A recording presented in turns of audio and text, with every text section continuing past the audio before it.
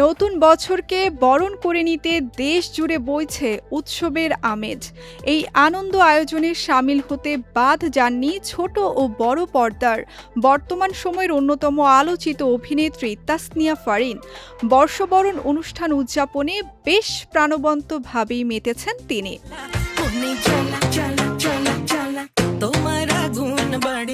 শৈশব কৈশোরের বৈশাখ নিয়ে স্মৃতিকাতর হয়ে পড়েছেন তাসনিয়া ফারিন। পুরনো দিনের স্মৃতিচারণ করে এই অভিনেত্রী বলেন, ছোটবেলার কথা খুব মনে পড়ে। তখন শহরেও বেশ ঘটা করে মেলা বসতো।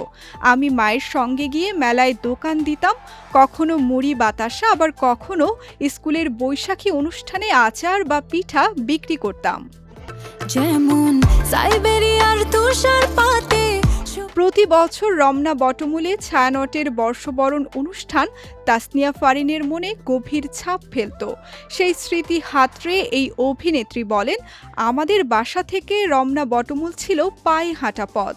নতুন পোশাকে সেজে বাড়ির বড়দের হাত ধরে সেখানে পৌঁছে যেতাম। সবার সঙ্গে মিলেমিশে একাত্ম হয়ে গান শুনতাম। সময় বদলেছে, আর সেই সঙ্গে বদলেছে জীবনযাপনের ধরনও। চাইলেই এখন আগের মতো সাধারণ মানুষের ভিড়ে মিশে গিয়ে জনস্রোতে পা মেলাতে পারেন না জনপ্রিয় অভিনেত্রী তাসনিয়া ফারিন। তবে উৎসবের আমেজ কমেনি এতটুকু। বৈশাখী পরিকল্পনা নিয়ে ফারিন বলেন, ব্যস্ততার কারণে আগের মতো বের হওয়া না হলেও যেখানেই থাকি সেখানকার আয়োজিত অনুষ্ঠানে যোগ দেওয়ার চেষ্টা করি। এবারের বৈশাখের জন্য আমি কিন্তু লাল পাড় সাদা শাড়ি কিনেছি। আমার মা বাসায় রকমারি পিঠা বানিয়েছেন।